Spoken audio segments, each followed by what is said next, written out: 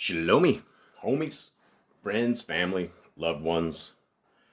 Much love to you guys. I hope you guys are well. I got something a little different I'm going to do today because I need to get this down and recorded in this video journal because the hand of our Creator is crazy. I will tell you without a shadow of a doubt. Yesterday was a supernatural day. And before I go into the supernatural day and explain how there's no way this could not have been a day that was touched by the hand of our Creator, let me first and foremost tell you guys that I do believe that those who keep the laws, statutes, and commandments of our Creator, the first 5 books of Scriptures, have supernatural protection around them. I believe that when we make that call to our Creator, and when we're pleading with Him, when we're asking Him, when we're talking to Him, and if it is His will, that He makes things happen, whether or not it's natural or not. And I have been the experiencer of so many times when I believe without a shadow of a doubt that the messengers of our Creator have thwarted great evil upon this family. And I will say that ever since we started keeping Torah, there has been a strength that I just can't, it's hard to explain. Years ago, and there's videos on YouTube, we were in a very dry season down here in the jungles, and everything was completely dry. It was beyond dry, and there was a fire that started, and we couldn't get it out, and it spread across our entire land, and it was going fast. The wind was here, and the grass was really long, and it was very hot. And all we had was a couple of garden hoses, not a lot of pressure in that water, not a lot of pressure in the hose, and it was coming around all of us very, very quickly. And we were fighting the fire way off from our house. Now, our house is all brick, so our house wouldn't have been messed up, but there are PVC pipes all over the place that provide our water. Down here, we don't have like the normal copper lines. We just use PVC pipe.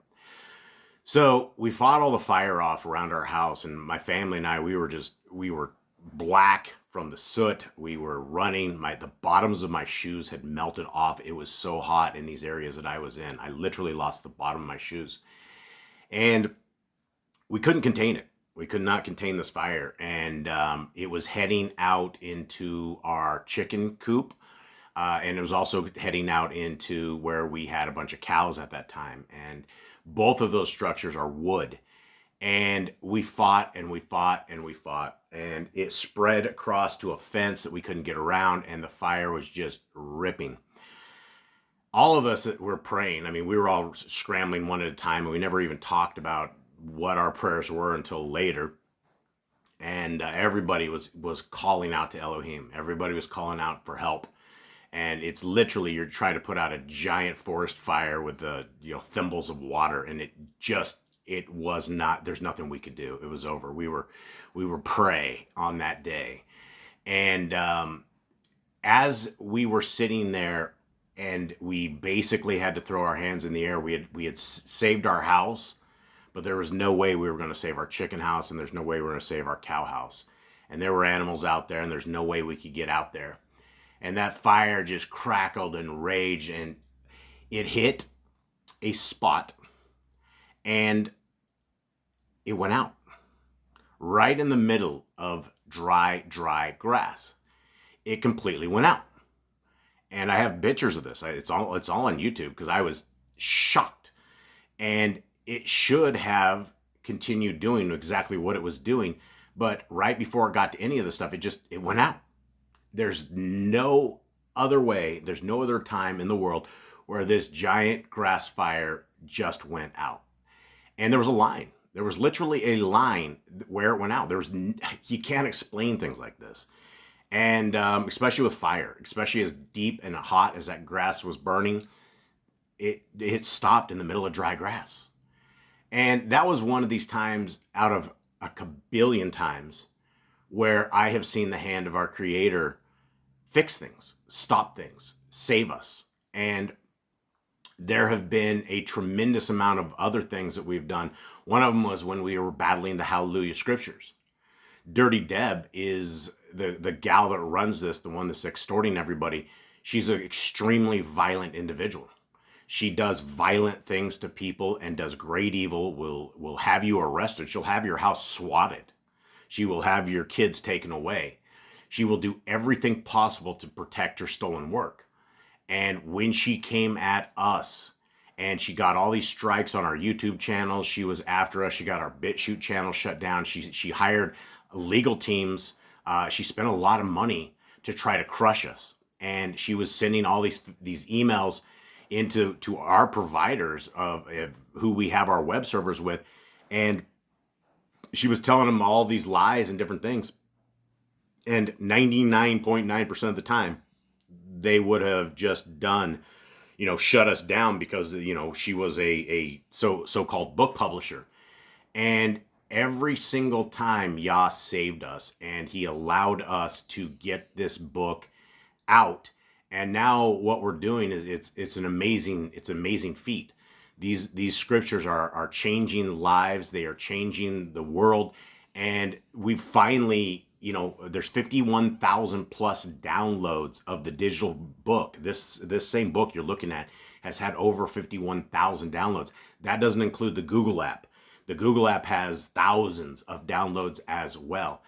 And so our Creator spared us, and he's done supernatural stuff. Now, this leads me to yesterday's encounter, which is something that hopefully I can set this up right for you guys so you can understand the enormity of what we saw down here. Now, this is this is a third world country we live in, and this is all about a supernatural event as one of my kids was trying to get a driver's license. So we in this country, and I'll tell you exactly how. When I came down here, I had been driving for decades, and when I went to take this driver's test, the very first time I went to take this driver's test, I passed the written test, no problem. I did it all in Spanish, no problem. But then they have you try to park in cones and various things, and you have to parallel park. And I had my big Toyota Sienna minivan, and number one, I don't like parallel parking. It's not one of my things. I will not parallel park. If I have to walk 5 miles not to parallel park, that's me. But you have to parallel park. And so these cones are the size of a very small car, and they will not move them. And if you touch the cone, it's over, game over. So this was, I don't know, 8 years ago when I was doing this. So I pull my van in there, and I'm coming in, and I tag the cone, and I fail. And I'm like, wow, this is how in the world am I ever going to get past this test? And then we noticed that there was a whole bunch of little people with a bunch of little cars, and they were all renting them to the people with the driving thing. So like 15 days later, instead of taking my van, I went and paid this guy $20, and I got this little itty bitty car. It's the size of a grape. And it's literally, I get in that thing and I'm bigger than the car. And we pull in the cones, and I do it. It's 5 seconds, right? It blows right through it. There's no rigmarole when you're driving this little itty bitty tiny car. So I knew when Jaden, who is our twin A, was going to be doing this, that it was going to be a struggle because we have not been able to practice a lot of road time. Down here in this third world country we are in, we sent him to a driver's school because it's, we don't want to be on the road illegally here, in the third world country. So we sent him to driving school. This was 3 or 4 years ago. And what they do in this driving school is they just jump in a car and drive around. There's no permits, no nothing. And the kids had never driven. And both the twins at that time were driving around. And I think it was Caden that was freaking out because the kids had almost no experience. and they just sat in the cars and started driving around a little city. And so at one point, the kids like killed the car in the middle of the intersection. The guy was over there. He was praying. He was like, "Oh man!" And the kids would come home every single day from this driver's school. Like, this is crazy, Dad. We're risking our lives at this driving school, but there's no other way to get qualified here. And this driving school was part of the government stuff, right? They work for these driving places and teach everybody. So the kids went, I think, through 5 days of this stuff, and they were pretty much traumatized by the time it was done. Jaden made it through. Caden, he wasn't good with it because it's just, you don't have practice, you don't get to drive, and it's kind of sketchy. And then you jump right out in the middle of a city, and you're trying to move lanes, all this kind of stuff. So years pass, right? We decided to get Jade his license, and we go through all of this. Now, yesterday, and you have to understand, most everybody gets failed on this driving set. What they changed since the time that I did this test is that I had to take the written before I did the driving. Now they've switched it around because so many people failed the driving. And I will tell you, these people in third world countries suck at driving. There's a lot to be said for U.S. drivers. The place that I came from, you have the right-hand lane, which is a slow lane. The left-hand lane is the fast lane. We all know that. Makes a lot of sense. Down here, it doesn't matter. They don't give a rip. You have to sit there and weave in and out of traffic because you got the really slow dude that's doing 25 and a 55 on the left-hand side. And there's no rules like there is in the States. So Jade gets there. And, he studied his test, and he gets there and he stands outside where these guys are all parking, or they're trying to park and they're trying to do all their tests. And most of the women failed. Like, they were failing. If you touch a cone, if you go the wrong way, if you don't do it, you have 3 minutes to make the park and all this kind of stuff. And the guy sat out there and was failing every single one of them. And there was only like one truck driver that made it. Most of the women failed. Most of the guys were failing. And so Jade's sitting out there, and at that time, all of us are starting to pray because we don't know what's going on. He took the bus in. We're like, I asked Elohim, I said, Yah, if this is your will, this will help our family out immensely, having somebody else who can drive, who can get around, who can do this. But Yah, this is your will. And I was saying, Yah, please let the Ruach HaKodesh be around Jade, understanding that his eyes are open and is able to do this. Right? So as he's sitting out there watching everybody fail, he starts up a conversation in Spanish with this kid that's like 24, 25. That is the guy that's failing everybody. And lo and behold, he talks to Jade and he's like, wow, I have never heard as good a Spanish as I have heard from you, from a foreigner. And he knew some English. And so they were going back and forth and were talking and chit-chatting. And this is like, it reminded me of Egypt, right? When all of the Egyptians gave all of the Israelites all their gold and all their stuff. So he's sitting there and this kid's like, hey, one of these days we should hang out. We should do something. And so they exchanged personal numbers. And so before he even took the driving test, I was like, he told me that this guy was sitting there. I'm like, what? I'm like, this guy is now talking to you. You guys now have this exchanged numbers. And before this, Jade had to take a bus in, right? So he took a bus in, and then he had to take a taxi from the bus stop to the actual driving place. Now, as he is in this taxi, the taxi guy goes, what are you doing? And he goes, oh, I'm taking a driver's test. So the whole way over there, the taxi guy's like, okay, remember, this is where you go. This is how you go. This is how slow you go. This is where you go. So the taxi guy is drilling him all the way through, all the way before he even gets to this thing. And we're still a little sketched out because I knew the parallel parking was going to be a toughie. And so he's striking up this conversation with this guy, which is really weird. I think it's really weird. Finally, his time to go goes. And the guy he didn't set his timer. Like everybody else, he set a timer. All of a sudden, Jaden had found favor in the eyes of this guy. So Jaden is sitting there, and he pulls in, and he starts his thing. And all of a sudden, this guy on a dirt bike pulls up, and out of nowhere, pulls up into this little parking lot area. Now, he started directing Jaden. Jaden was able to see him from the rearview mirror. The guy was moving his wheel over when Jaden was supposed to move. He was like doing the forward, doing the stop. And the testing guy never saw this guy. Nobody saw this guy. Jaden was like, this guy directed me through the entire thing. And even at one time, he hit a cone, and his buddy, the guy he just missed, said, don't worry about that. Try again. So he tries again, and the guy with the motorcycle is directing him back and forward and getting him through this. And so Jaden passes the driving part. And he goes in to take his written test, right? And here's the thing, is when he got out, when he was going in to do the written test, he went around looking for the guy on the motorcycle. There was nobody there. Nobody had seen this guy. The instructor guy had not seen this guy. And this guy was sitting right here directing a person as they are doing this driving test. So we didn't know what to think of that. And we were like, wow, that is incredible.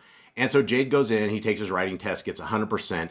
And they actually give him a D license, which normally you're supposed to have a C license. And D lets you do like 8-ton cars and things like that. And the driving guy on the outside comes in, he goes, oh, it looks like you have a D. So he went and got him a C and a D. And my license is only a C. Nicole's license is only a C. We didn't get the D. Somehow they added him that he can drive a giant truck on this thing.